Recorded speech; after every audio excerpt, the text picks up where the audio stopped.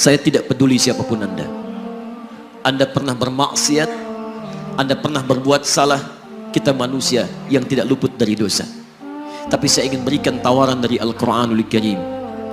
Quran surah keempat An-Nisa ayat 100, posisi paling kiri sebelah bawah. Pernah ada orang berbuat maksiat yang tak terlukiskan. Ada seorang yang pernah bunuh orang. Bunuhnya bukan 1, 2, 100 orang. Tak terlukiskan bilangannya. Kriminalitas tidak perlu diukur karena Anda akan lelah menghitungnya. Ketika Allah berkenan memberikan hidayah kepadanya, Masya Allah. Dan hidayah selalu terbuka pada siapapun sepanjang ia mau mengambilnya sebelum nyawa sampai di kerongkongannya. Tiba-tiba datang ia pada seorang alim dan berkata, saya ingin berubah. Alim ini kemudian menyampaikan pada orang dimaksud, Anda bukan berarti tidak bisa menjadi orang baik. Hanya Anda tinggal di lingkungan yang tidak mendukung Anda jadi baik. Keluarlah dulu dari tempat itu. Pergilah ke majlis ilmu si fulan, tempatnya ada di sana. Datang ke sana, belajarlah, dan Allah akan bimbing Anda berubah dari keburukan menjadi orang yang terbaik. Didengarlah nasihat alim ini.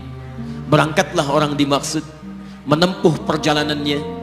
Tiba-tiba Masya Allah, belum sampai ke tujuan, di pertengahan jalan, konon disebutkan lebih sejengkal, tiba-tiba maut datang menjemputnya.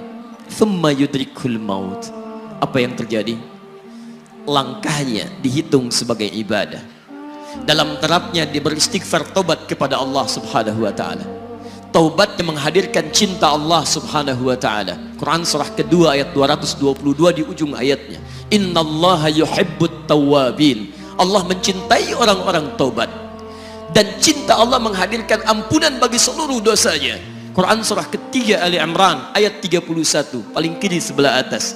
Qul in kuntum tuhibbunallaha fattabi'uni yuhibbukumullah. Allah cintai orang yang mau taat pada Rasulnya. Lihat, ketika Allah mencintai seorang hamba, wa yaghfir lakum dzunubakum, Allah ampuni seluruh dosa-dosanya. Derap langkahnya menghadirkan istighfar, taubatnya menghadirkan cinta Allah menghadirkan seluruh ampunan bagi dosa-dosa yang ia miliki. Maka apa yang terjadi? Di tengah perjalanan maut menjemputnya, thumma yudrikhul maut faqad waqa'a ajruhu 'ala Allah. Dan pahala diberikan kepada orang tadi. Di jalan, maaf, maut datang, taubat diterima, dosa diampuni, dan amalan didapati dengan derap langkahnya.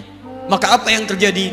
Thumma yudrikhul maut faqad waqa'a ajruhu 'ala Allah. Pahalanya dituliskan oleh Allah, dakhalal jannah, kata Nabi, masuk surga orang ini. Anda bisa bayangkan, pernah bunuh orang 100 orang, mabuk tak terlukiskan, kriminalitas tak perlu dihitung. Ketika dia mau bertobat, datang ke majlis ilmu, Masya Allah, meninggal di tengah jalan, kata Nabi, dakhalal jannah. Bertobat diampuni dosanya, derap langkahnya ada pahalanya, dakhalal jannah. Turun ayat untuk melukiskan tawaran yang sama kepada kita. Wa may yuhajir fi sabilillahi yajid fil ardi muraghaman katsira was'a. Siapapun yang mau berubah kembali pada ketentuan jalan Allah, kalau dia masih punya batas-batas kehidupan, kami akan berikan kelapangan di sisa hidupnya dan kelimpahan-limpahan kenikmatan selama dia hidup.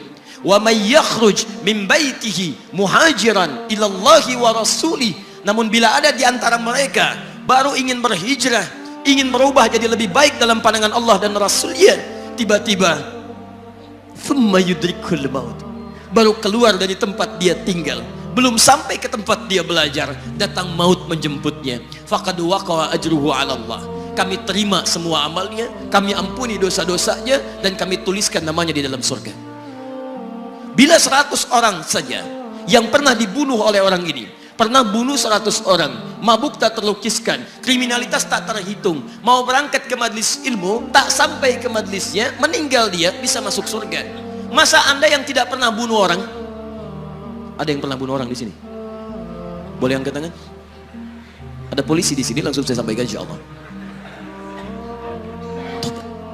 Anda gak pernah bunuh orang, Anda tidak pernah mabuk, Anda tidak pernah berbuat kriminalitas seperti orang dulu. Salah, wajar, tapi pintu tobat terbuka untuk kita semua. Masya Allah, bedanya dengan orang tadi belum sampai ke majlis ilmu, Anda sudah hadir di dalamnya, langsung di rumah Allah, diberikan tempat yang terbaik, dan kita akan belajar. Kalau dengan semua ini belum mempermudah Anda ke surga, dengan cara apa lagi Allah mesti mengantarkan Anda ke surga? Kalau dengan duduknya Anda di sini belum mau juga bertobat, dengan cara apa lagi Allah harus membimbing Anda bertobat?